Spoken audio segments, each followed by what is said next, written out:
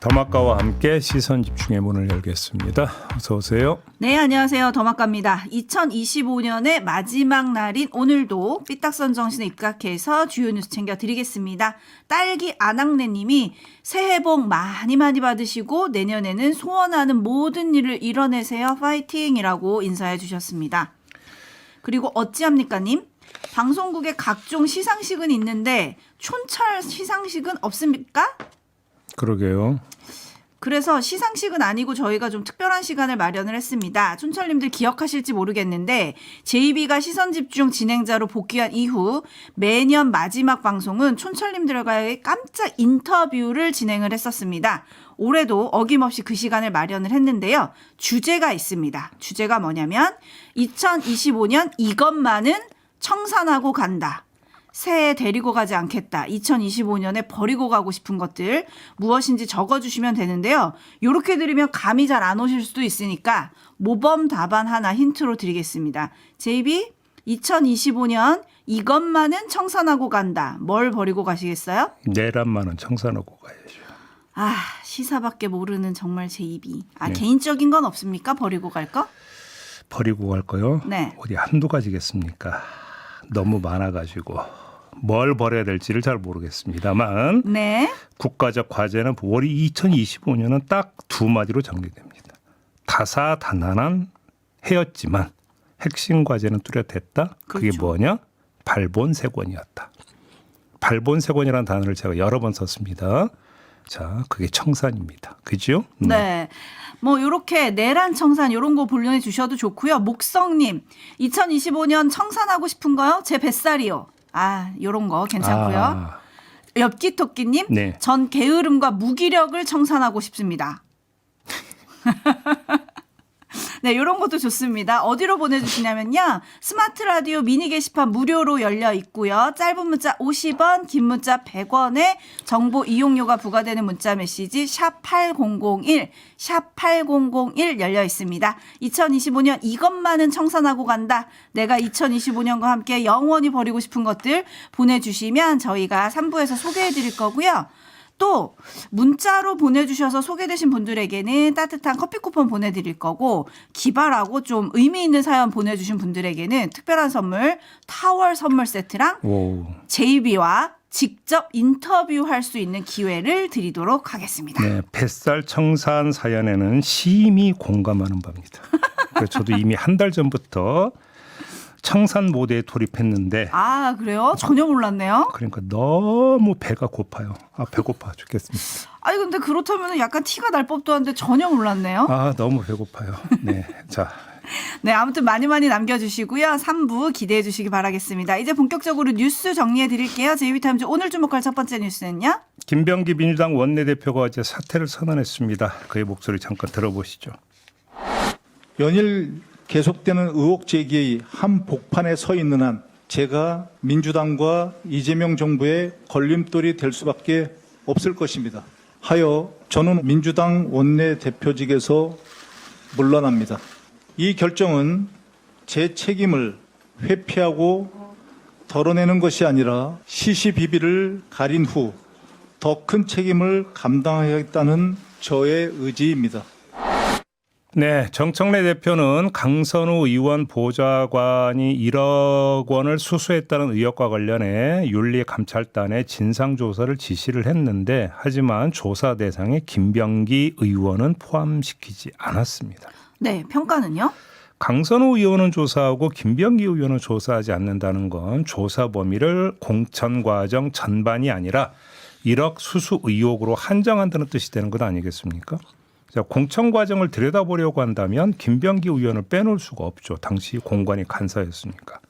자, 김병기 의원이 제외된 데 대해서 박수현 수석 대변인이 뭐라고 했냐면 설명할 수 없다. 이렇게 말을 했던데 자, 과연 조사도 설명도 안 하고 넘어갈 수 있을까? 여기에 물음표를 찍어야 될 것 같은데요. 어차피 사법 문제로 비화되는 양상인데 그냥 넘어가기는 힘들 것이다. 이런 말씀을 함께 드리겠고요. 네, MBC가 녹취 내용을 또 추가로 공개를 했죠. 눈에 띄는 대목이 두 군데 있었는데요. 김병기 의원의 말 한번 들어보시죠. 그 어차피 이렇게 됐으니까 어차피 당신 기자회견 하면 할 거 아니냐. 돈 돌려줬다고 기자회견 할 거냐. 해라. 하든지 말든지 정말 문제 있다는 거 아니겠어요. 이런 것만 봐도 정말 문제 있는 사람 아니겠어요. 그러면 컷오프를 갖다가 유지를 하셔야 됩니다. 그걸 몰랐다면 모를까.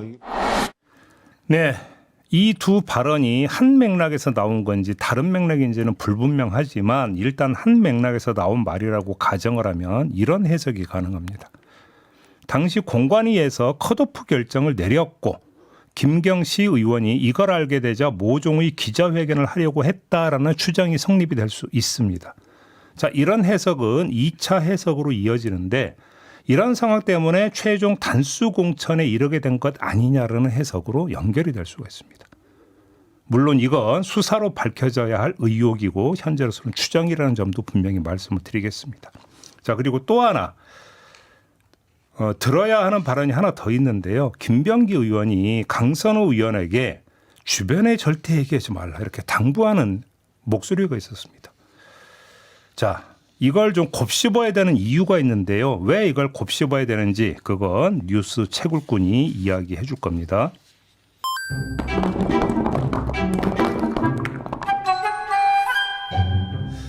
네, 김현옥 작가 모셨습니다. 어서 오세요. 네, 안녕하세요. 네.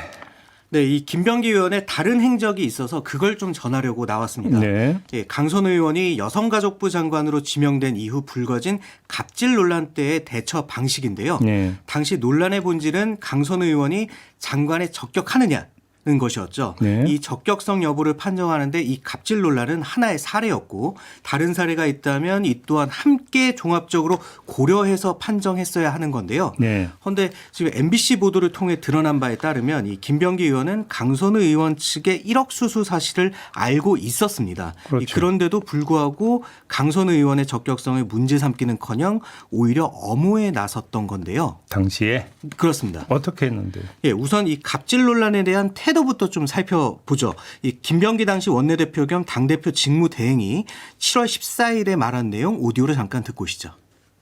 구태의연한 카더라식, 막무가내식 인신공격과 음해, 돈 없는 국정 발목 잡기에는 단호하게 대처하겠습니다.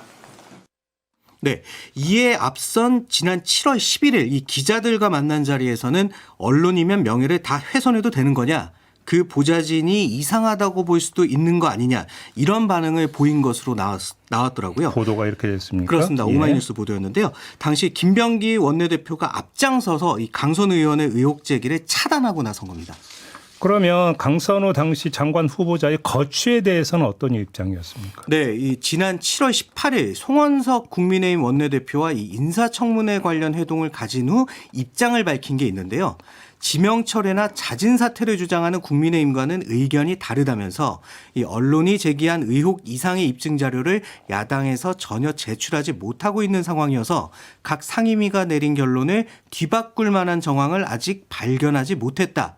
라고 얘기를 했더라고요. 네. 이 바로 좀 이 대목에 주목할 필요가 있을 것 같은데 김병기 당시 원내대표의 저 말에 따르면 이 3년 전 강선우 의원으로부터 직접 들은 이 1억 원 수수는 거취를 판단하는 정황에 포함시키지 않았다. 이런 말이 되거든요. 그렇죠. 예. 그렇습니다. 그래서 그 누구보다 강선우 의원의 장관 적격성 판단의 근거를 잘 그리고 많이 알고 있었던 김병기 당시 원내대표가 그 근거 정황을 여권 내에서 공유해 논란을 하루라도 빨리 정리하는 게 아니라 오히려 엄호에 나섰던 것으로 볼 수 있을 것 같습니다. 혹시 물밑에서 조용히 그 일확수수와 관련된 이야기를 전달을 했을 가능성은 없을까요?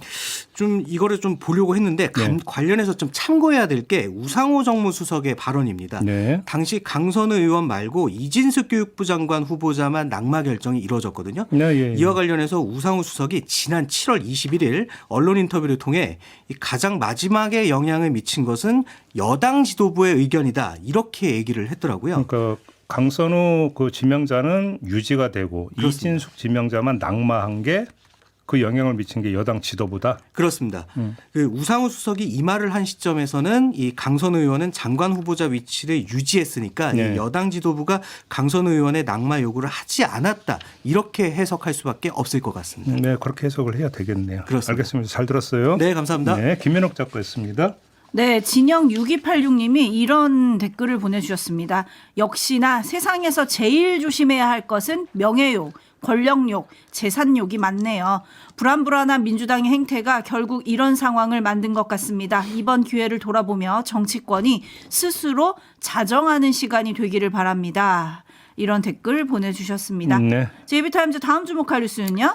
이해운 기획예술처 장관 후보자가 어제 탄핵 반대 윤 어게인 행적에 대해서 사과했습니다. 한번 들어보시죠. 1년 전 엄동설안의 내란 극복을 위해 애쓰신 모든 분들께 머리 숙여 사과드리기 위해서 오늘 이 자리에 섰습니다. 내란은 헌정사에 있어서는 안 될 분명히 잘못된 일입니다. 내란은 민주주의를 파괴하는 불법적 행위입니다.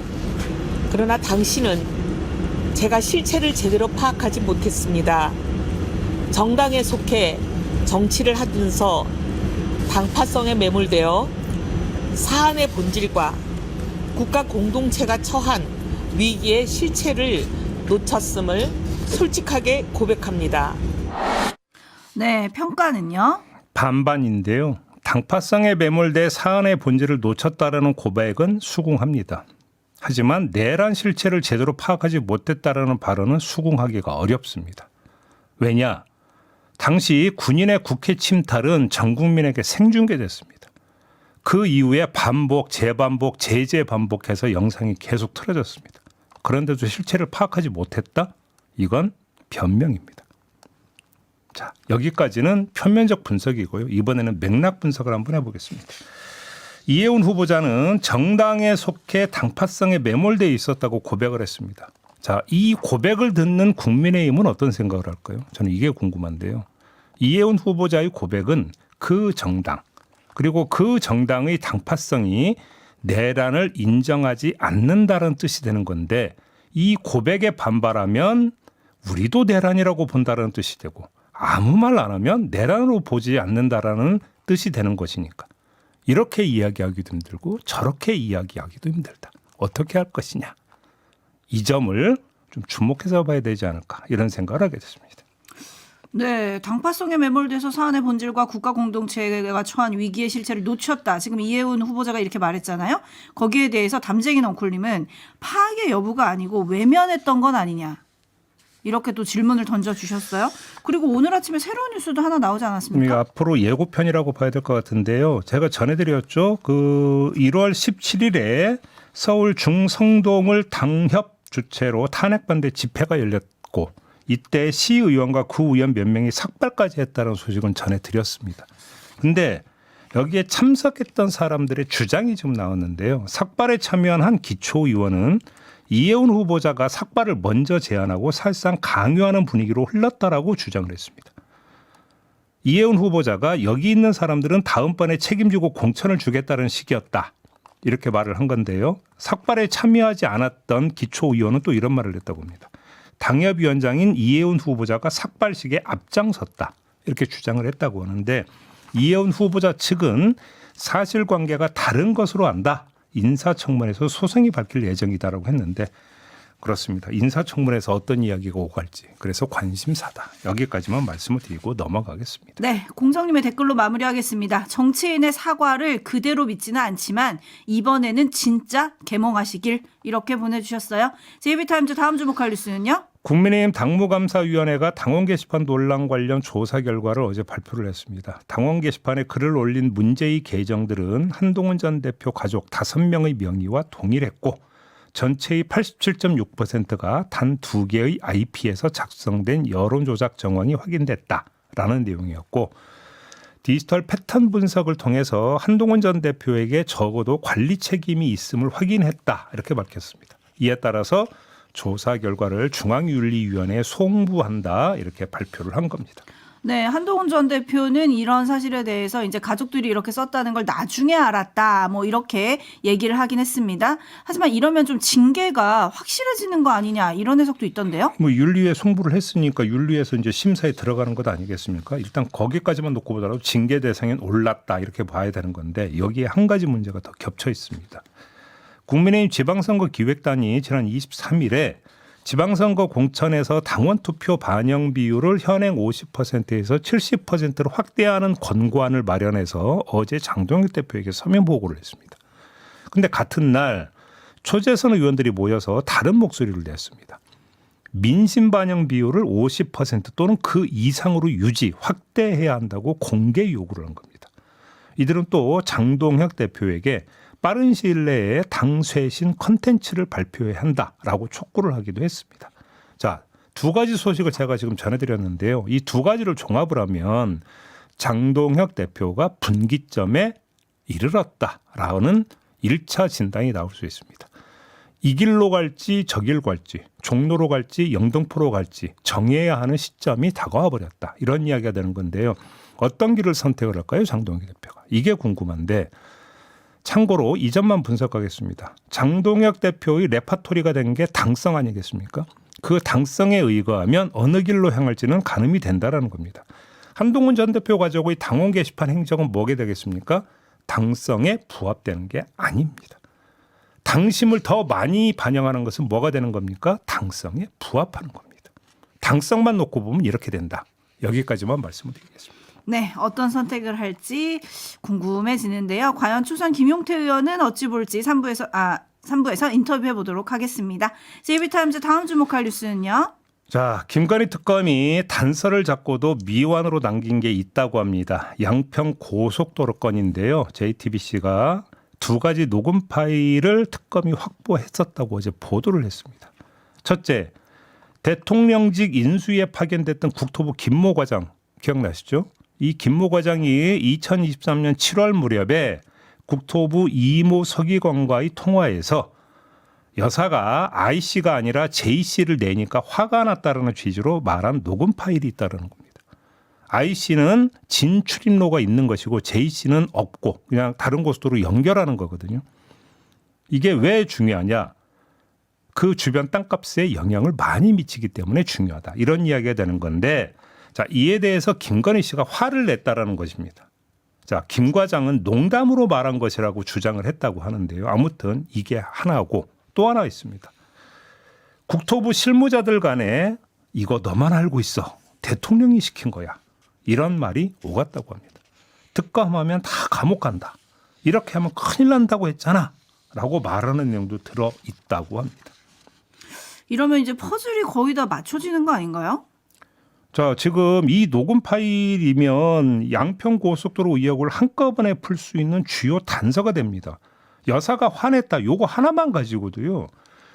뭐가 되는 거냐면 첫째, 양평 고속도로 노선 변경과 IC를 어디에 IC, JC를 어디에 설치할 건지에 대한 설계도까지 봤다는 얘기가 되는 거잖아요. 김건희 씨가. 이러면 어떻게 되는 겁니까? 화를 냈다는 거 둘째고 화를 냈던 것은 봤기 때문에 화를 냈다는 겁니다. 근데 그걸 김건희 씨가 왜 봅니까? 볼 권한이 있습니까? 뭐가 있습니까? 아닌 거잖아요. 근데 두 번째 화를 냈다? 그러면 감나라 대추나라 했다는 얘기까지 되는 거잖아요. 뭐 설명할 게 뭐가 더 있습니까? 거기다가 대통령이 시켰다고 국토부 실무자들 사이에서 말을 했다? 그러면 어떻게 되는 겁니까? 윤석열 당시 대통령이 부인과 1심 단결하여 양평 고속도로 노선 변경을 지시 또는 압박을 가했다라는 이야기로 연결이 될 수밖에 없는 거 아니겠습니까? 거의 밥상이 반은 차려진 거지 않습니까? 확인하면 되는 거잖아요. 아마 특검은 활동 기간이 끝나버렸기 때문에 더 이상 캘 수 없어서 그러니까 국수본으로 넘긴 것 같은데 국수본에서는 제가 볼 때는 반은 지금 차려져 있기 때문에 거기에 수저 젓가락만 올리면 될 것 같다. 이렇게 정리하면 되는 이야기다. 이런 말씀을 드리겠습니다. 네, 국수본이 과연 마침표를 찍을지 시선 집중하도록 하겠습니다. 레드헤어님이 예전에는 날아가는 새를 떨어뜨린다고 했는데 윤석열 정부는 고속도로를 휘게 하는 권력이었군요. 라고 보내주셨어요. 마무리하겠습니다. 담화가 수고하셨어요. 고맙습니다.